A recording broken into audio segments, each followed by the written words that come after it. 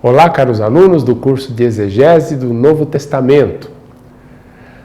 Na primeira aula, eu passei para vocês um panorama geral. Seria mais assim, nós passamos de avião sobre esse território da exegese, mas como estávamos muito no alto, aí nós tivemos uma visão geral de um esquema, de um trabalho, de uma pesquisa exegética. Na segunda aula, aí nós começamos a trabalhar propriamente, passo a passo, esta pesquisa, este trabalho exegético, esta análise do texto. E começamos com a tradução do texto. Agora, eu quero passar para o passo seguinte, que é a análise da forma do texto. Primeiramente, eu gostaria de esclarecer questões de terminologia. Porque quando falamos de forma do texto, podemos, porque esse termo é aplicado também para o que eu vou dizer agora, nós podemos pensar em gênero literário. Não é bem nesse sentido que estou falando aqui. Penso em forma do texto, o texto enquanto texto. Como ele se me apresenta? Qual é a estrutura dele? A coesão textual ali? Na verdade, temos ali uma unidade de sentido. E a questão do gênero literário se inclui na análise da forma do texto. Porque também é comum em muitas obras de exegese, de trabalhos de análise textual, chamarmos, né, gênero literário por forma do texto. Então, quero deixar claro, quando falamos de forma do texto aqui, eu estou me referindo ao texto numa abrangência maior do que a simples análise de seu gênero literário. Este está incluído no estudo de forma. Passemos agora para o nosso texto, que é um texto modelo, um texto para o nosso estudo e para a aplicação do que estamos falando passo a passo. Para lembrar, né, está em grego, eis que vem com as nuvens, e verá ele, quer dizer, o verá todo olho, e aqueles... Poderíamos pensar neste cai também no sentido de também aqueles que o transpassaram. Auton é objeto do verbo exequentesan. E se lamentarão sobre ele todas as tribos da terra. Nai, amém. Sim, amém. Bom, primeiro ponto, agora ao analisarmos a forma do texto. É a delimitação dele. Entendemos por delimitação a questão de, digamos assim, vamos justificar por que nós fizemos este recorte. Um exemplo.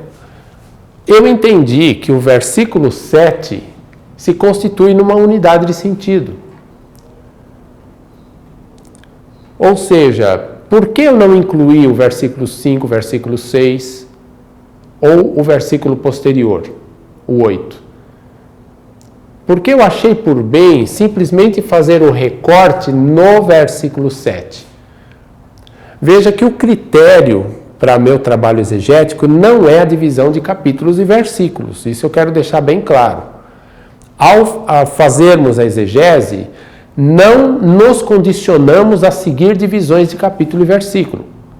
Nós procuramos analisar unidades de sentido, sejam parágrafos em textos prosaicos, de prosa, sejam estrofes em textos poéticos. Por coincidência, neste caso, nós temos um versículo que eu entendo ser uma unidade de sentido. É claro que ele pertence a um texto maior, porém, entendo ser possível fazer esse recorte para analisá-lo exegeticamente. Agora, em delimitação, eu vou justificar por que eu posso fazer esse recorte. Porque eu não preciso recorrer ao versículo 4 e 5, mas eu entendo que o 7 já se constitui numa unidade de sentido. Vejamos no próprio texto. Um exemplo, o versículo 6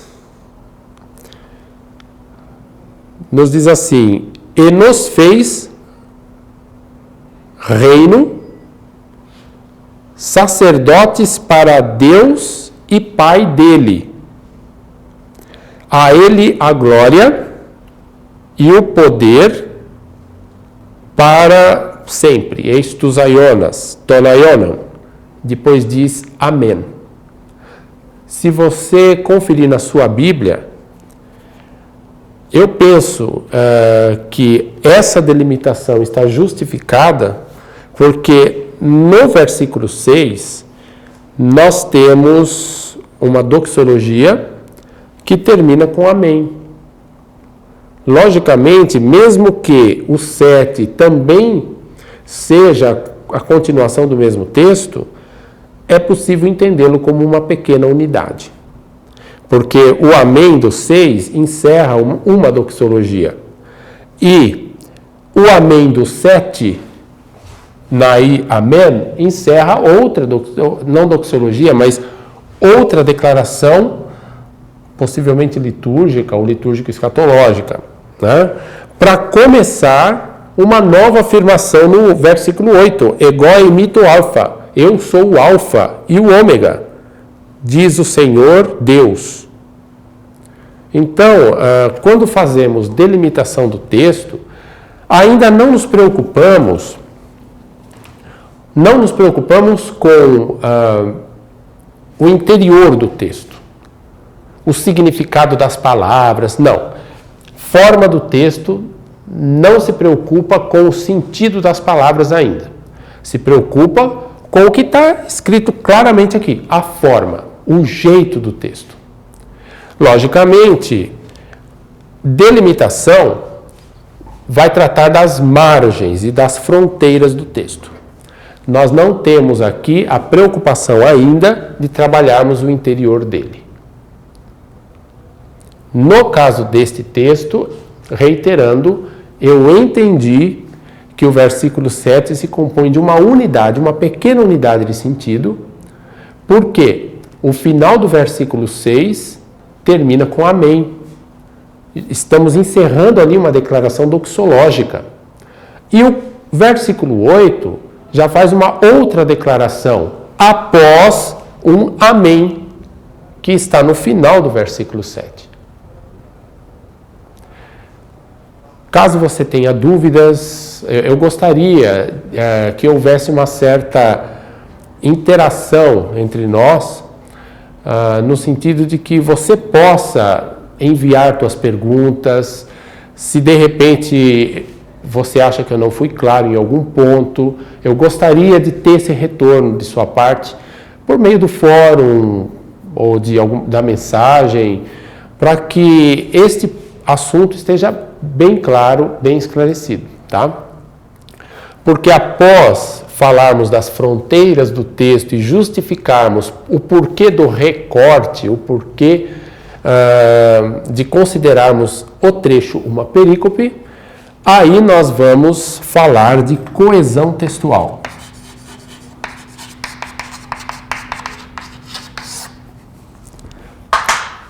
Depois que as fronteiras estão estabelecidas, agora nós iremos olhar para o interior, para dentro do texto.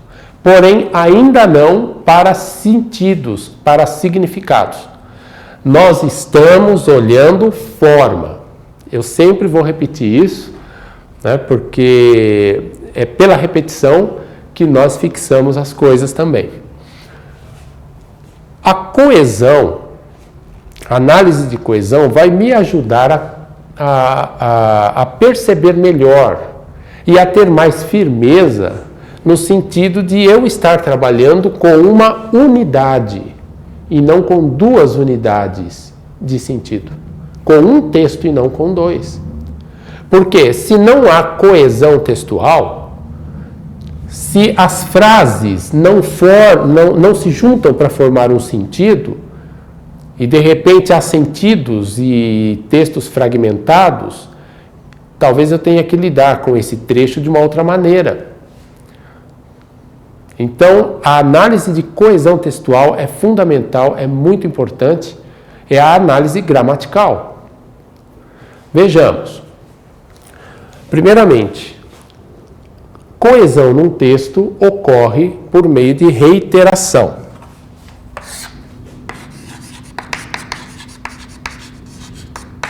Este é um elemento fundamental para a análise da coesão, a reiteração.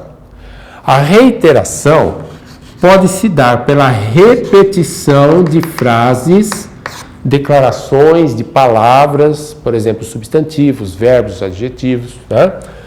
E pode ocorrer por meio de substituição.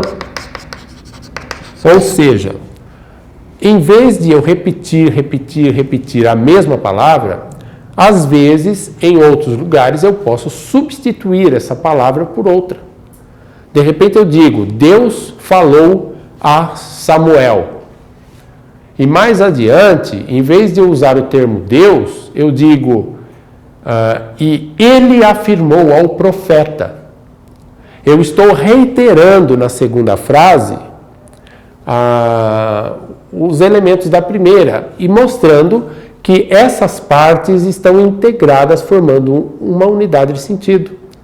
Só que eu não repeti, Deus falou a Samuel e Deus afirmou. Não, e ele afirmou. O pronome está reiterando, mas ao mesmo tempo substituindo a palavra Deus. E profeta está reiterando e substituindo a palavra Samuel. Assim o texto fica mais estiloso. Nós evitamos muitas repetições para que ele não fique muito pesado. Então, os escritores fazem isso. Há escritores que repetem mais. Então, depende muito do texto que nós vamos estudar. Mas, de qualquer maneira, a reiteração vai ocorrer por repetição ou por substituição. E também pelos conectivos. Mas, porém, portanto, contudo, e... Vamos olhar agora em nosso texto aqui. Idu erketai metaton nephelon. Vejam que nós não temos o pronome. Eis que vem. Nós já fizemos a tradução. Eis que vem junto das ou com as nuvens. Com as nuvens. E verá ele, todo olho. Veja que esse auton, esse ele, que é objeto do verbo ver, opsetai, de alguma forma está reiterando o sujeito de erketai. Aquele que vem com a nuvem, todo olho verá ele. Então, as frases estão bem amarradinhas. E, ou também, aqueles que traspassaram ele. Veja que repete-se ao tom e ao tom. E ao tom aqui embaixo, quer dizer, ele e ele. Poderíamos dizer Jesus, o Cristo, mas o autor não fez assim. O autor simplesmente usou o pronome 3 vezes, ele e ele, reiterando de alguma maneira o sujeito de vir. Porque erketai está na terceira pessoa do singular. Então, ele que vem, ele vem. Eis que vem, e verá ele que vem, todo olho. Também aqueles que traspassaram ele, que todo olho verá e que vem. Percebam que nós temos uma unidade de sentido. Conectivos. E, também, e. Poderia ser, por exemplo, portanto, pois, né? Gar, pois, enfim, mas.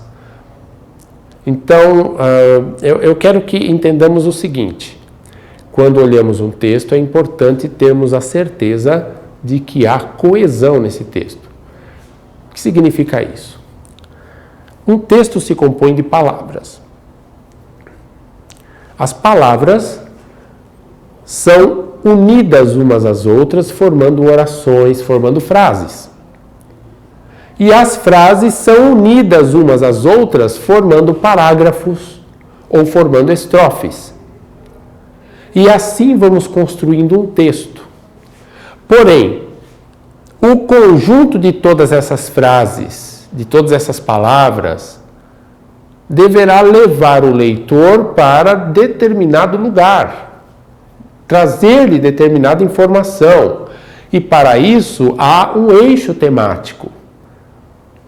Pensemos que nós temos várias unidades menores, parágrafos, por exemplo, ou se quisermos considerar isso aqui, as frases, e existe um eixo que perpassa por todas elas, formando o colar. Assim é o nosso texto. Neste caso, nós temos várias palavras, mas elas não estão desorganizadas. Elas estão colocadas em seus devidos lugares e umas relacionadas com as outras, formando frases que, por sua vez, formam um texto maior ao se relacionarem umas frases com as outras frases. É assim que nós vamos analisando a unidade de todo esse conjunto para a transmissão de uma ideia, de um tema básico, digamos, de um tema central. A análise de coesão textual é muito importante nesse sentido. Nesta aula, nós discutimos um pouco a respeito da forma do texto. Continuaremos na aula seguinte, a forma do texto, com estrutura, gênero, assim adiante. Ora, primeiramente nós vimos como é importante delimitar o texto, analisar, justificar, primeiro para si mesmo enquanto pesquisador, né? Por que é possível fazer tal e tal recorte em cima, embaixo e destacar esse trecho para estudo. Por isso nós precisamos olhar o texto anterior. Existem algumas marcas que nos indicam quando começa um texto, por exemplo. Um exemplo, nos evangelhos, quando um evangelista diz 8 dias depois, Jesus pegou os discípulos e fez isso e isso, levou ao monte. Esse 8 dias depois já é a marca que separa esse texto, essa narrativa que começa da narrativa anterior. Um outro exemplo, isso para começo do texto. Um outro exemplo, quando Jesus faz um milagre, há uma narrativa de milagre, depois diz assim, e a sua fama se espalhou. Aí a conclusão da narrativa. Provavelmente, o texto que se segue dá início a uma nova história, uma nova narrativa. Então, há marcas que vão nos indicar o começo e o fim de um texto, de uma unidade e assim adiante. Mas é óbvio que essas unidades estão vinculadas com outras unidades, formando a obra, o livro, e elas terão um lugar nessa obra, como nós iremos também abordar quando falarmos de lugar do texto. Em segundo lugar, depois que delimitamos, analisar a coesão do texto. Ou seja, as palavras e frases estão bem amarradinhas? As palavras e frases estão de tal forma unidas a ponto de transmitir sentido, de se tornarem uma unidade de sentido, um texto. Texto é isso, os fios amarradinhos, entrelaçados, formando um tecido. isso é texto. É necessário fazermos esse tipo de análise no estudo, e quanto mais no estudo da Bíblia. Se nós cristãos dizemos que a Bíblia é a palavra de Deus, e se nós afirmamos que a Bíblia ela nos transmite a revelação de Deus, maior é nossa responsabilidade ao estarmos diante desse texto, gastando nosso tempo e queimando nossas pestanas para descobrirmos mais e mais desse texto sagrado e maravilhoso. Então é isso. Eu espero agora o retorno de vocês por meio de fórum e mensagens, para que possamos interagir e assim solucionar as dúvidas e tocar o nosso barco adiante. Até a próxima aula.